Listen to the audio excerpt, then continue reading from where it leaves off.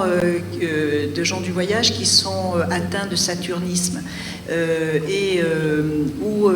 moi je me suis un peu accrochée avec quelqu'un de l'agence régionale de santé qui mettait toute la responsabilité, qui disait il faut éduquer les familles et les parents et les enfants pour qu'il n'y ait pas de saturnisme. Et oui, je suis d'accord, il faut effectivement indiquer les pratiques qui favorisent le saturnisme et du côté des familles, mais il faut aller voir aussi sur les lieux de vie où vivent les familles, du logement, des lieux, des stationnements, des terrains pollués, etc. Et je ne sais pas si vous avez lu le livre de William Hacker qui décrit tous les lieux de gens du voyage qui sont exclus sur le territoire français et qui sont sur des lieux pollués, etc., qui sont extrêmement... Et il faut attaquer cette question-là. La médiation qui ne s'attaquerait pas aux questions structurelles d'exclusion, elle est quand même piégée, elle serait piégée et elle ferait porter la responsabilité de l'exclusion aux gens qui en sont victimes. Donc voilà, je pense que c'est une posture à bien réfléchir et à mettre en débat. Et effectivement, mettre en débat, ça veut dire débattre avec ceux avec lesquels on n'est pas d'accord, oui, mais mettre en débat pour quelle idée et quelle idée du vivre ensemble et quelle société. Voilà. J'ai rien à dire, elles ont tout dit. Non, juste peut-être revenir sur l'accompagnement des personnes, peut-être le fait, moi je dirais, de ne pas trahir la personne. Voilà. Et de ne pas la contraindre. C'est-à-dire que quand elle a décidé peut-être qu'elle avait gagné en autonomie ou qu'elle n'avait plus besoin de l'accompagnement, ou même par rapport, moi, à ma poste de médiatrice en santé que j'occupe à l'association Solidarité Pyrénées, sur ces publics qui ne sont pas en demande, donc on va vers là les verts, ils n'ont aucune demande, donc il faut créer toute l'accroche, mais même malgré l'accroche, à un moment donné, la personne elle vous dit, mais moi j'ai pas besoin d'aide. Mais où s'arrête l'accompagnement et la médiation? Ben, s'arrête là déjà, le respect du choix de la personne de ne pas être accompagnée. Voilà, c'était juste ça que je voulais dire. Alors, la dernière question, ben voilà, on va finir, hein, je crois. Ça serait, bon, ben c'est un petit peu, je me suis un peu perdue, mais voilà, un peu de terminer sur les objectifs que viserait la médiation, et peut-être à toutes les trois, pour un peu conclure sur cette table ronde. Qu'est-ce que vous aimeriez mettre en avant, un petit peu, un élément saillant de cet échange que nous avons eu toutes les quatre? Que vous retiendrez de cette table ronde? Il y a beaucoup de choses, mais voilà. C'est là que j'ai plus envie d'être la première. Voilà. Finalement, je me suis fait avoir. Alors, les objectifs, en fait, je pense qu'on les a déployés au fur et à mesure, les objectifs de la médiation. On a parlé du pouvoir d'agir, donc ça c'est l'objectif principal peut-être. C'est l'ambition, en tout cas, voilà. Donc, et ce pouvoir d'agir qui permet de sortir aussi les personnes du sentiment d'impuissance dans lesquelles elles sont souvent enfermées et qui les bloque pour prendre des décisions sur leur santé. Et aussi, la médiation, elle permet de prendre conscience des ressources disponibles, les siennes propres, mais les ressources autour de soi aussi, et de pouvoir en tirer profit. Donc, l'objectif de la médiation, là je lis, hein, j'ai honte, mais je lis, ça serait de créer les conditions pour que les personnes agissent sur les déterminants de la santé, et là je parle de santé communautaire, via une dynamique communautaire et une mise en œuvre de projets partagés. Voilà. Je sais que le mot communautaire n'est pas raccord avec la vision républicaine qu'on a, mais bon, c'est quand même de la santé communautaire. Voilà. Projet partagé de la construction à l'évaluation. Exactement, oui. Alors de l'envie du projet déjà, de l'envie du projet. Oui, c'est ça. Le partage de l'évaluation c'est ça. Avec les personnes. Exactement.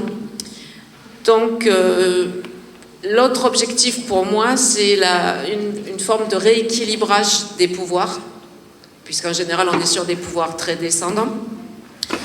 Donc un rééquilibrage de ces rapports entre les usagers et un contexte de santé qui est très souvent basé sur des représentations, les représentations que le système de santé a de certains usagers, qui conduit à des stigmatisations et à des discriminations.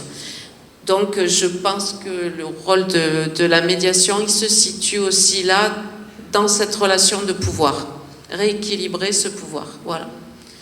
Voilà ce que je voulais dire, que j'ai lu à moitié, mais bon.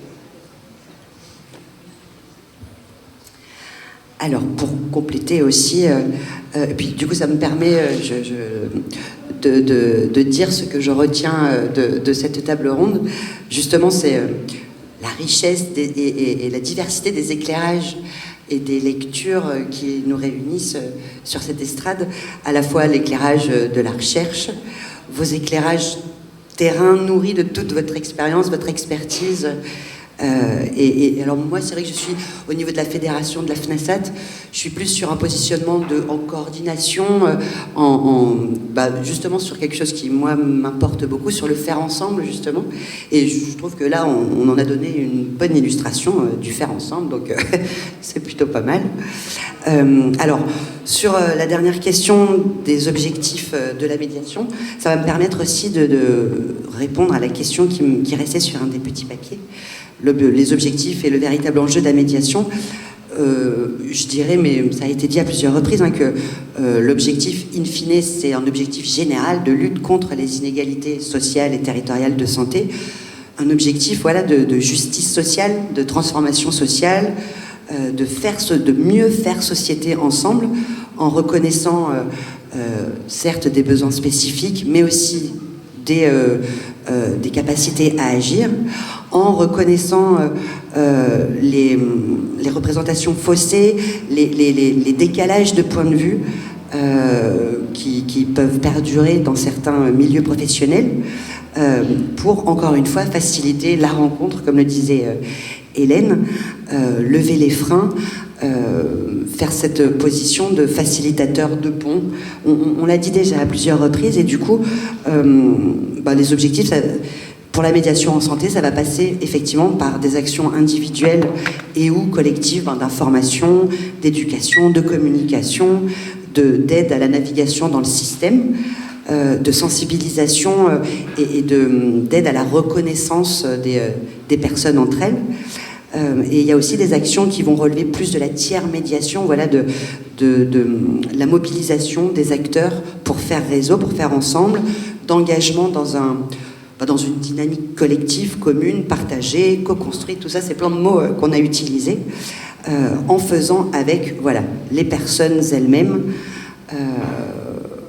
de les reconnaître en entier comme êtres humains, capables d'agir comme sujet, effectivement, et pas juste comme un dossier ou des papiers qu'on remplit, quoi. Voilà, mais je suis sûre qu'Hélène pourra conclure après moi sur cette question. Je vais pas... Sur cette question. Par rapport à cette question, je pense que je pense que la médiation, elle doit être ambitieuse. Elle doit être ambitieuse pour faire bouger les lignes. C'est-à-dire que ces objectifs, elle ne doit pas se laisser enfermer dans l'exécution d'une régulation sociale, je pense, mais plutôt dans quelque chose de dynamique, avec que ce soit pour la scolarité, pour le logement, pour la santé, etc., d'engager. Tout ce qu'on a dit ce matin est très complexe. Il ne faut pas avoir peur de la complexité, il faut accueillir cette complexité et la travailler à plusieurs, et la travailler ensemble. C'est-à-dire pas considérer qu'on a la science infuse de la place, et je trouve qu'on a une bonne illustration toutes les quatre ce matin, de voir effectivement des points de vue qui sont différents, qui se convergent très souvent, mais qui sont des points de vue différents parce qu'on n'a pas les mêmes places. C'est ce que je retiendrai, c'est la capacité qu'on doit avoir d'ouverture et de la capacité de travailler ensemble pour travailler des questions complexes qui sont effectivement une société qui doit reconsidérer un certain nombre de choses, c'est-à-dire qu'on voit bien qu'il faut mettre au travail un certain nombre de choses et qu'on doit les mettre ensemble au travail. C'est pas que le responsable ou la responsable, etc. C'est beaucoup plus compliqué que ça. Et je crois que c'est un peu moi ce que je retiendrai de cette table ronde. Et voilà. Et quant aux objectifs, c'est participer à, je pense, de la transformation de ce qui ne va pas dans notre société. Je crois qu'il faut reconnaître aussi qu'il y a des choses qui ne vont pas, et c'est pas ce crispant et c'est la faute de l'autre et l'autre machin. Non, ça il faut en sortir. C'est vraiment stérile. Et le mettre au travail, c'est confronter nos idées les uns les autres et avec les gens, avec la participation des gens concernés. Voilà. Elle a merveilleusement bien conclu. Hein? Qu'est-ce que vous en pensez? Merci.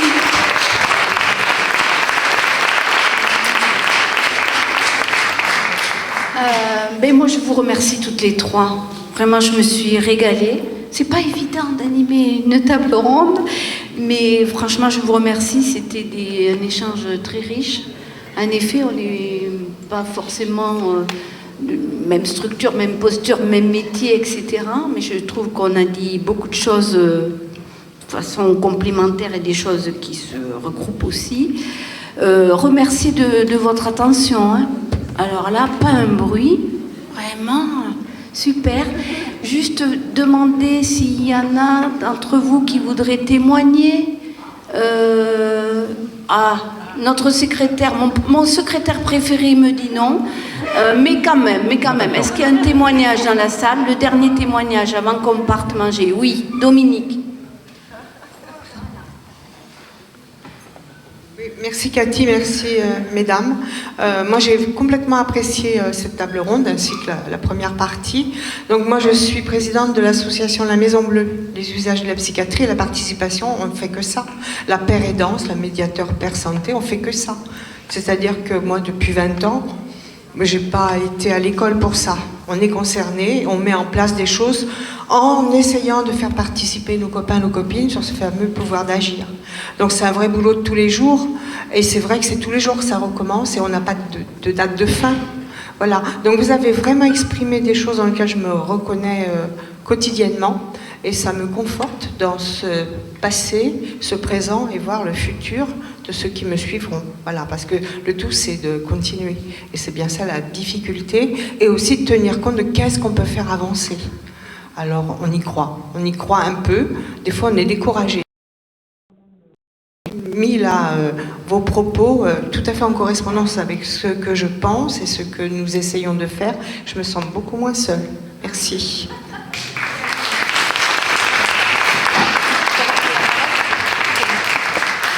Alors juste donc un tout petit mot pour clôturer cette table ronde et puis je vous explique comment ça se passe pour la suite.